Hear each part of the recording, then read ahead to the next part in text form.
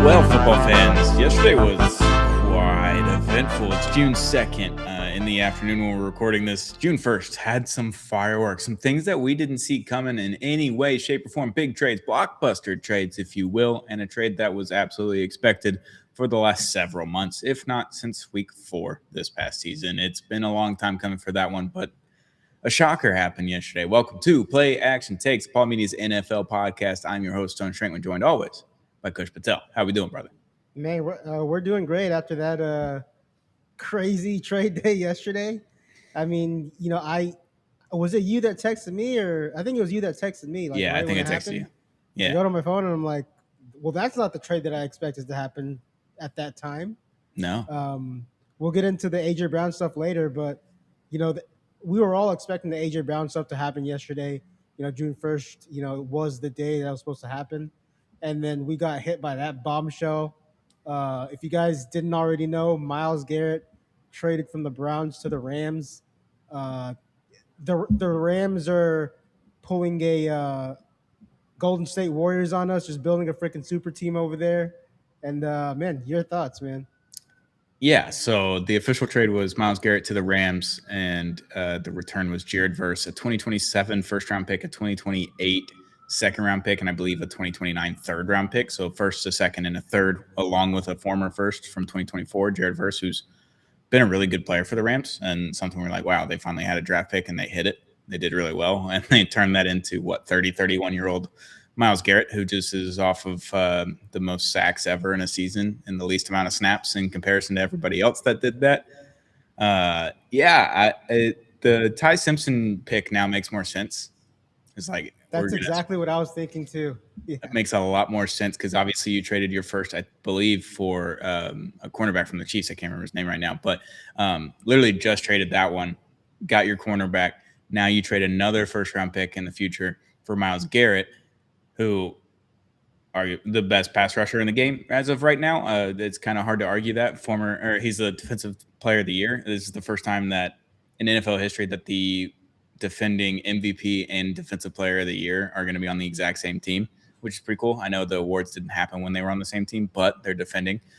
So Matt Stafford and Myles Garrett are going to be on the same team. They're going all in. They know that this is probably it for Matt Stafford at the peak that he can be right now. Arm strength is still there, seemingly. The injuries are all right. And, yeah, the Rams are going all in. And I think it's pretty cool now that we get to watch Myles Garrett on a team that is going to have some leads late in games, and teams are going to have to pass a lot more. I think that's really intriguing because Myles Garrett did that on the Browns where they had, 3 wins last year, 4 wins, and they're playing from behind a lot of the time, so the opposing team is running the ball a lot. So, the fact that he was able to get that many sacks is incredible. Now he's going to be on a team that is better, 1, and 2, he's going to be able to get even more sacks, it's going to feel like. So I think it's a really cool, fun trade. Bombshell, of course. We didn't see this one coming in any way, shape, or form. Yeah, I mean, it happened, and then I thought about it, and I was like, man, imagine going from Jared Verse, who's a pretty damn good player in his own right, from Jared Verse to freaking Myles Garrett, man. It's crazy, ridiculous. Um, I tweeted this yesterday, not just a football take, but like an overall sports take. How blessed are you to be if you are an LA sports fan right now, man? You got the Rams, Matt Stafford, they're competing for Super Bowls. You got the Dodgers over there with signing every damn player on the universe, competing for World Series. And the Lakers are kind of there, but they get to watch LeBron James at the end of his career. So no matter what way you slice the cake, like being an LA sports fan right now is it's got to be heaven right now. And it's not even just LeBron at the end of his career and setting the milestones that we're arguably never going to see broken ever again by a player because no player has ever historically been that healthy for that long. LeBron's doing all that in a Laker uniform. That's cool. They have Luka Doncic through the next 2 seasons at least as well. One of the top 4 players in the NBA based on MVP voting. You got him. And with him, you always have a chance basically as long as he's healthy. And yeah, the Dodgers are coming off of back-to-back titles. Now you got the Rams going for it again. On the other side, Jared Verse, he's from Dayton, Ohio, so he's going back home technically, going to Cleveland in the home state of Ohio. how mad would you be if you're a young 20, call him 24-year-old millionaire living in LA for your first how many ever years in the league, and then you get traded to Cleveland, Ohio? Regardless if it's home or not, that's tough. That's tough for Jared Verse because he was doing really well in LA too. Yeah, But you got he was a up and coming player. He had a really a really good year the year prior, Mhm. um, and he was a rising star in the league as far as like defensive ends go. There's so many great defensive ends in our league. He was one of them. Um, in that aspect, it kind of sucks for him. But I kind of went back and looked at this trade on the Brown side. Obviously, like there's no trade package in the freaking universe that's going to be quote unquote worth it for a player like Myles Garrett if you're trading him away. But if you kind of look at the Browns, minus the money they've got hung up on Deshaun Watson, you have Shadur Sanders, a young quarterback in there. I think their defense, obviously their defense was really, really good because of Myles Garrett, but I think they've got some other, young players on defense. Carson Schlesinger being one of them on defense. Yeah. Pretty good year last year. So the Browns are getting a lot of picks. They're getting a good young player in Jared Verse. But I think whenever it comes to the Cleveland Browns, man, the one thing we kind of keep going back to throughout the freaking entire existence of this damn franchise is what are they going to fucking do with the draft picks? I think Yeah. that's the one thing that we keep going back to. I just went and Googled the Khalil Mack trade when he got traded to the Bears just to see what the return was. So the Bears got Khalil Mack, a second round pick, and a conditional fifth round pick for defending defensive player of the year. The Raiders got 2 first round picks, 19 and 20, a third round pick in 20, and a 6th round pick in 2019. So the Bears got, a second round pick and Khalil Mack, but I think the return to the Raiders was worth it. You get 2 firsts and a third, and not that the Raiders did anything with it either. Is what we were just talking about in Cleveland. Is like, what are you going to do with those picks? But it's always nice to have multiple picks. I have a tweet up from Field Yates, Rams first round pick since 2016. 2016, Jared Goff eventually traded in the Matthew Stafford deal. 2017, none. 2018, none. 2019, none. 2020, none. 2021, none. 2022, none. 2023, none. 2024, Jared Verse eventually dealt in the Myles Garrett deal. 2025, none. 2026, Ty Simpson. That's it. Yeah, fuck them picks, right? That's what the Rams front office says. And I think at the time of the draft this year, it was the consensus on like their value on draft picks. We're kind of like, okay, they just picked Ty Simpson number 13. Mhm. They clearly don't give a fuck about these draft picks. But now looking back on it, I guess it's a good way to kind of transition from Matt Stafford to Ty Simpson. I guess they knew they were going to be making this deal, so they knew those picks weren't going to be there throughout the next like couple years. And we all know the big quarterback draft is next year. They're not going to have a first round pick to spend on one of those guys, so they said, you know what, we're going to bet on Ty Simpson. We're going to hope that he develops nicely under Matt Stafford and Sean McVay. And I'm going to go back to something I said, on one of our earlier podcasts is, are we completely sure Sean McVay is going to be here past, when it's time for Ty Simpson to take that leap and become a starter for this team? Yeah. I mean, we had that, a couple of years ago, 2023, 2024, maybe. We're looking at Sean McVay. We're like, maybe he just retires at 36, 37 years old, whatever he was. And we're like, seems he's like, everyone was kind of saying that. And I was just like, I don't know, man. Like those guys they're kind of cyborgs when like NFL head coaches. They don't sleep. They don't do anything other than football, football, football. Like that's what they do. If you're an NFL head coach, that's basically what it is. I mean, if Mike McDaniel's going to the office at 2, 3 a.m. To headquarters with the Dolphins when he was head coach there, it's like, these guys don't sleep. They don't really go home. They don't do anything but football. If Sean McVay were to quit for a year, there's no way he doesn't come back within a year. That's kind of how I felt. So, and he's so young. He's still got all the energy right now. And yeah, at the end of the day, this is a go for it because you know what, your quarterback's getting older and you know that he has enough right now in the tank to go win another Super Bowl.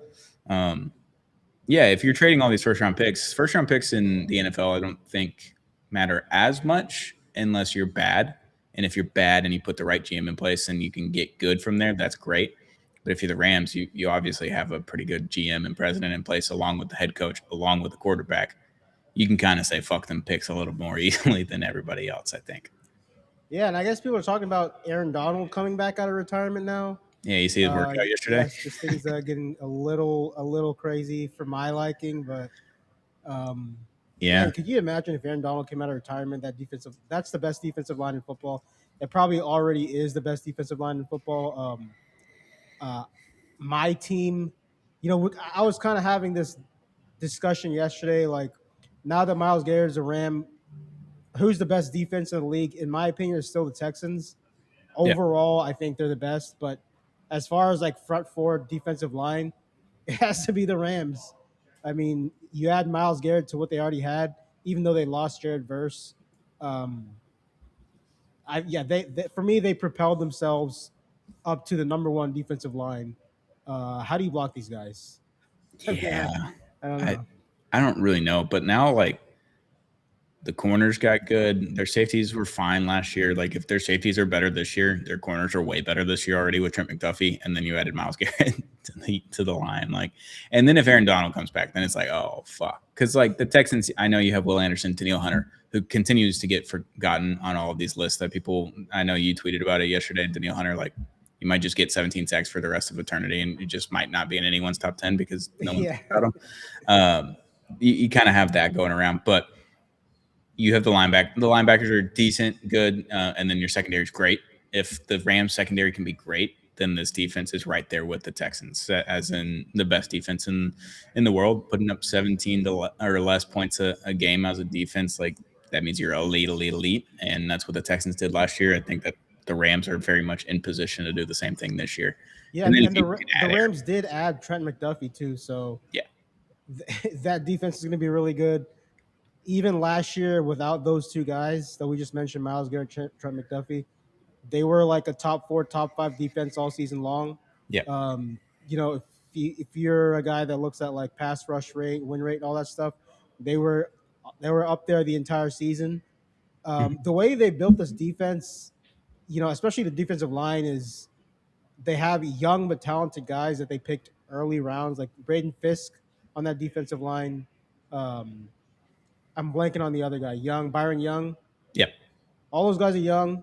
You add Myles Garrett, who, yeah, he's 30, 31 years old, but I mean, just look at the guy. He's a fucking beast.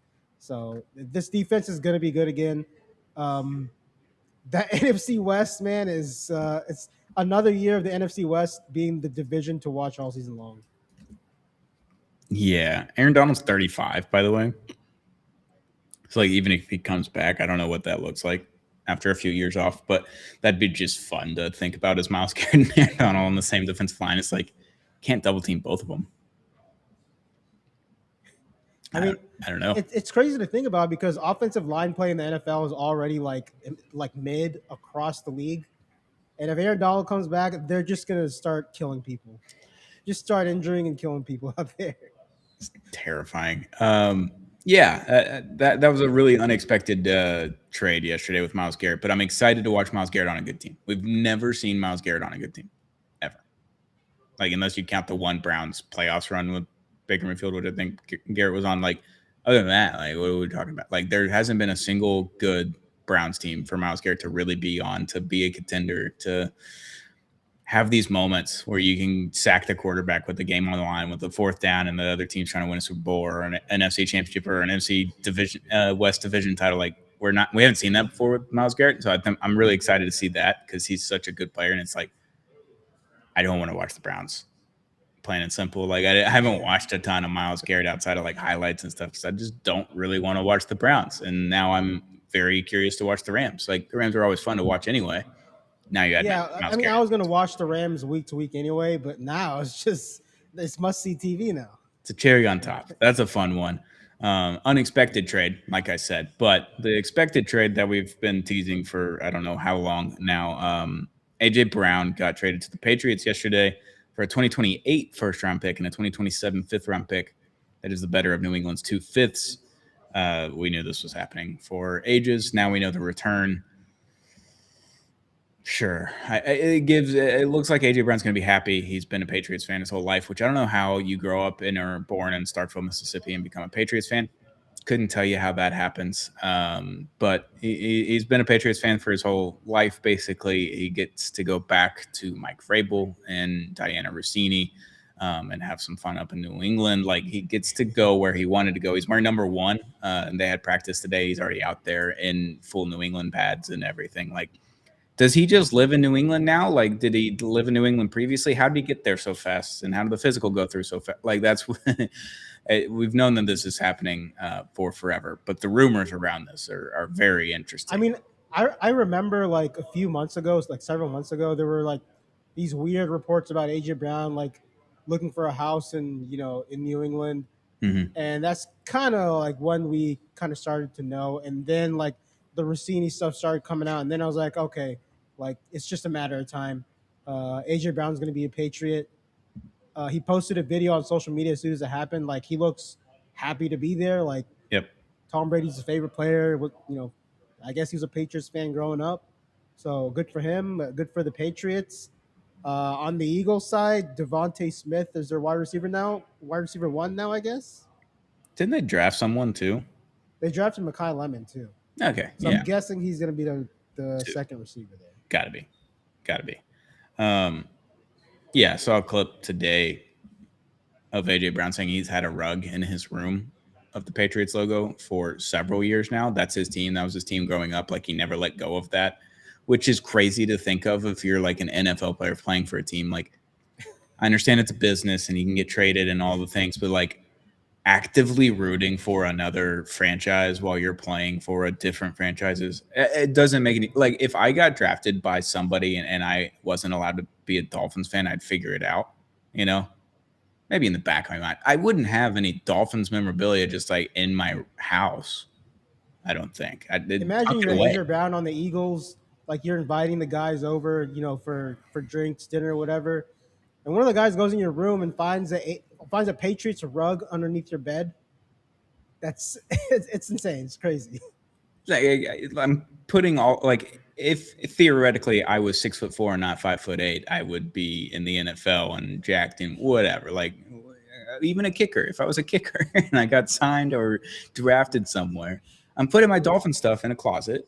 I'm locking it away. And then if the opportunity arises for me to sign in Miami or get traded to Miami, then I could be like, yeah, it's been a lifelong dream of mine to play for my Miami Dolphins. Grew up a Dolphins fan. My dad's a Dolphins fan. My grandpa's a Dolphins fan. Like, could have just did that instead of being like, yeah, I've had a rug in my room with the Dolphins logo on it for several years now, ever since I really got into the league. That's crazy. I have to go back to hating A.J. Brown too. Like, I liked him when he was on the Eagles, hated him when he was in Tennessee, hated him when he was at Ole Miss. And for whatever reason, I liked him on the Eagles, and now I have to hate him again because he's on the Patriots. He's now going to be on two teams that I have a lot of hate for, the Patriots and the Titans. So, but individually, he's one of my favorite players in the NFL. Everything he does off the field with the mental health stuff, Yeah, like that's awesome. cool. As far as on the field, though, I don't love the fact that he's a New England Patriot.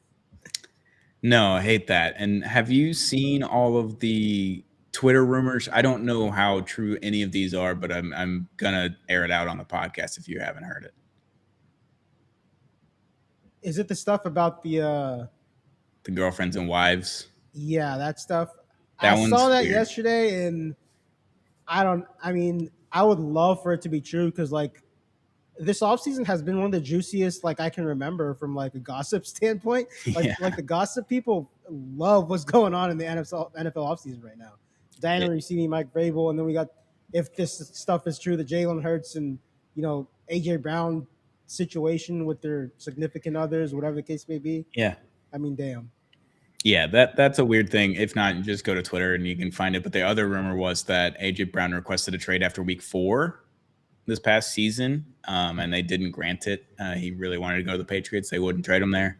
Yeah, it's just I think it makes sense because I remember, during the season on the podcast, we talked about it every week where like you just looked at the body language of AJ Brown like on the field, and there was a stretch of games where like they did not respectfully target him for the type of player that he is. I mean, AJ Brown's one of the best receivers in the league, possession receiver wise. Like you throw it up, he's gonna come down with the ball, get extra yardage.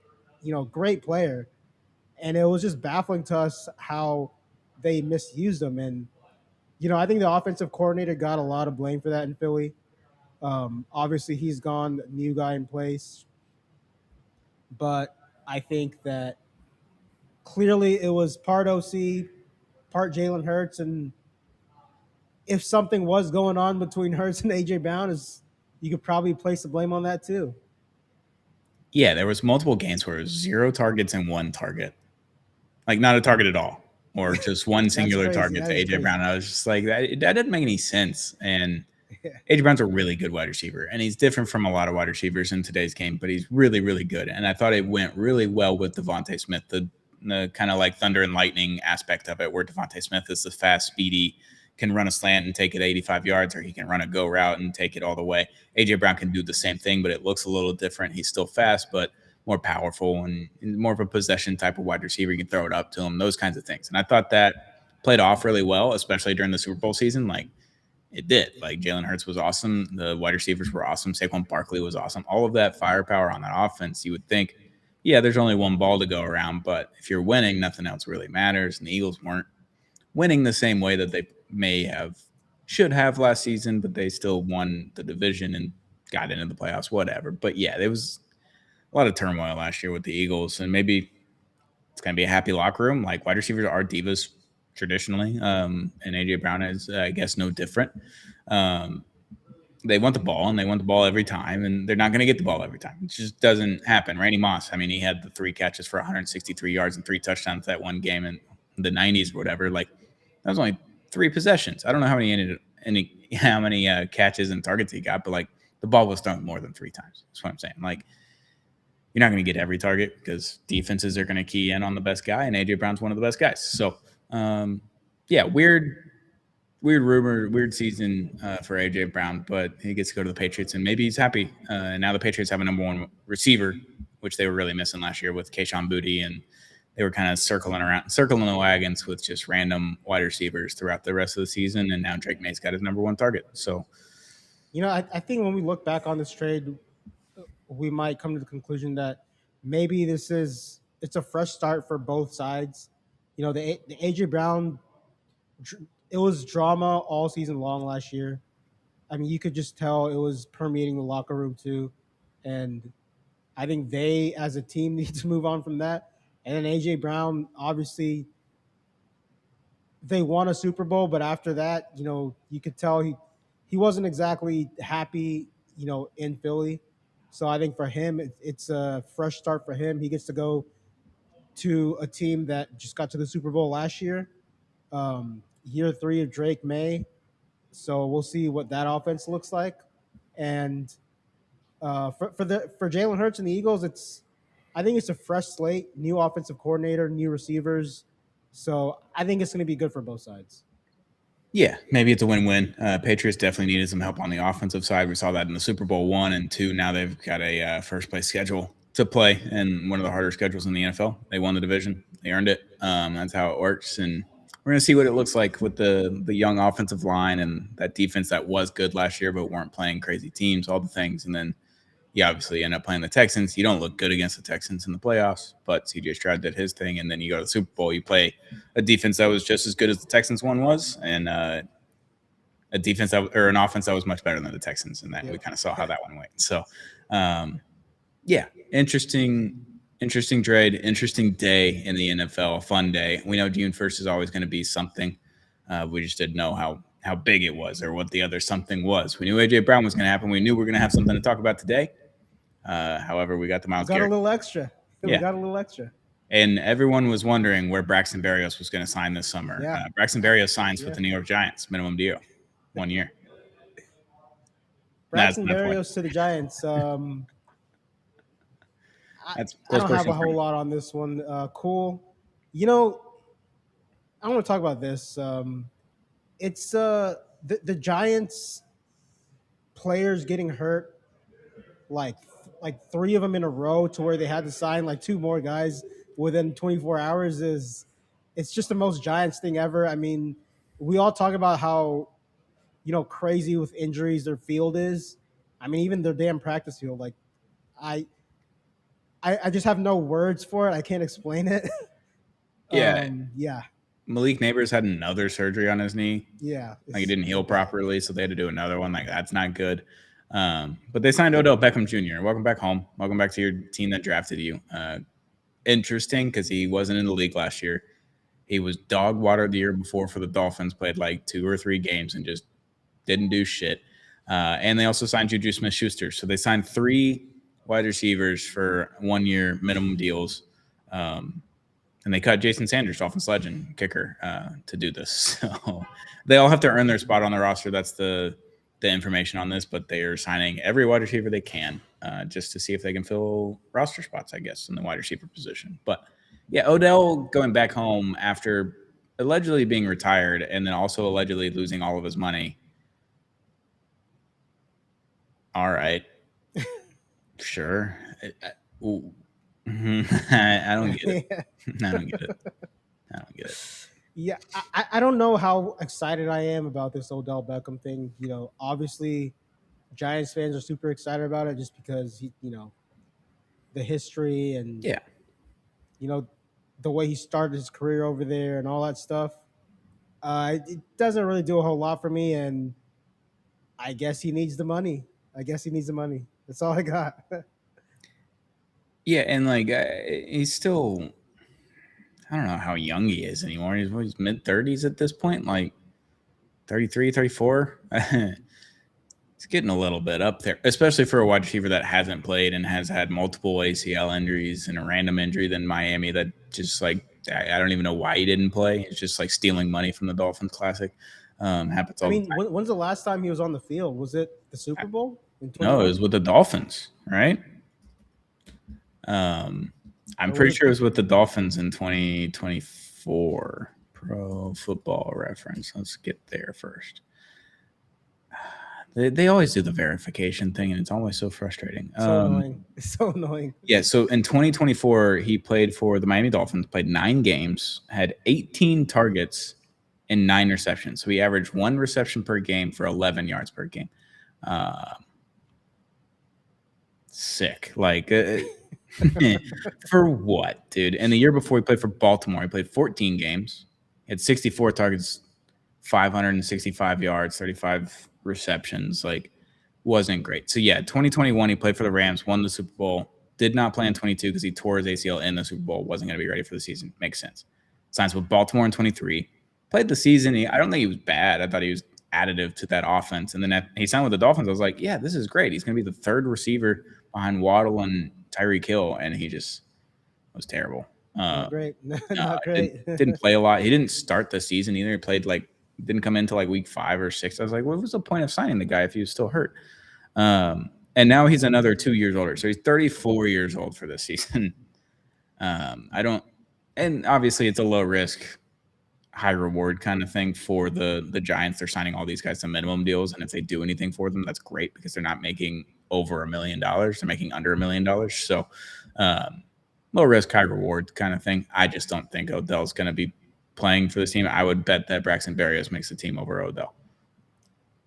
Yeah, I don't know about Braxton Berrios. I mean, last year with the Texans, He they got signed hurt. him a 1-year deal. Like Sucked. they played him early in the season, but then Tore his hamstring. yeah, tore injuries, and then I mean with the Texans last year, from like my point of view to Giants fans, with Braxton Berrios, the Texans didn't really. They had 2 rookies, so it kind of made sense that you brought him in and gave him snaps and stuff. But with the Giants, it's everybody else is injured, so like I don't know if he does make the team, like how much of an impact is he going to make? I don't think it's going to be a whole lot. Same thing with Odell Beckham. I mean, I feel like the Odell Beckham signing is, I mean, it's cool for like nostalgia purposes, but That's all it is. that's about it. And then you hope Malik Neighbors is healthy. Yeah, that's the biggest thing. Because if he's healthy, then sure, yeah, it's fine. And I do like the Isaiah Likely signing at tight end too. Yeah, But other than those two guys, it's just I don't know who's going to make the team Cam and who's going to Scadaboo get cut. Yeah. out of the backfield, just running through brick walls. You see, I saw something from a stream with, or maybe it was the roommate show with Jalen Brunson and Josh Hart, the Knicks players. They had Scadaboo on, and he asked the NBA players, "How many sheets of drywall do you think you could run through?" And and the guys were like, "What do you mean? Like, we're not running through drywall. Like, we're playing basketball." Get him off the show. He's like, "I could run through. Like, if they're spaced out like 3 feet in between, I can get 5, 6." And they were like, "What are you talking about, bro?" He's like, "Yeah, dude, in high school, like we used to score like 70 points and we'd only onside kick. And my job on the onside kick was to just go hit the guy that was going to go catch the ball as hard as possible." I was like, "Yeah, you're a psycho. You're a crazy person. CTE Central over here." Giants will be interesting, to say the least. But that's it for the big news. I think from June 1st, post June 1st, a lot of people got paydays after getting cut. I had Tyreek Hill, Tua Tagovailoa to name a couple there. But a lot of people made a lot of money yesterday and some big trades happened. So that was a fun day, fun, interesting Twitter day, along with like the NBA finals happening, MLB going through a labor strike that's pretty much inevitably going to happen. All of that was happening yesterday, and the NFL was like, "Hey, watch this. Myles Garrett got traded." So that was fun. That was a good day. It just showed and it reminded everyone that NFL is always king and always will be king. So good for them. Yeah, the NFL definitely took the reins of the sports news day with the Myles Garrett stuff. We've got the World Cup coming up. We got the finals going on, NBA finals. Great summer for sports, and OTAs are in full force. We're overreacting, whatever the case may be. Yeah, and then a couple more months, we're in training camp and preseason mode. I'll be shocked if New York is standing after the next few weeks. They have one day where they have an NBA Finals game. We might see Cam Scadaboo out in the streets. You know that you have the U.S. Open at Shinnecock Hills in New York, just pretty close to New York City. Pretty like I think it's a practice round day. You have that going on along with a FIFA World Cup game going on at the same time. All three things happening on the same day, in the same place. New York might not survive this summer. It's gonna be interesting. It's gonna be a great summer for sports, man. It's gonna be a fun one. It'll be a fun one. But that'll do it. Make sure to hit that subscribe button on Play Action Takes on YouTube or wherever you get audio podcasts like Apple and Spotify. We have video on Spotify as well. Make sure to follow us on social media at Play Action Takes. Kush is running those socials. So any football news, any podcast drops, all the things will happen from there. So hit that follow button on those social media platforms. Follow Kush. He's got all kinds of TikToks and Twitters going around. He'll have all these individual videos as well going around. He's got content going all day long. Make sure to follow him. Follow Play Action Takes. Subscribe to Play Action Takes. And we'll be back very, very soon with another episode of Play Action Takes, Apollo Media's NFL podcast.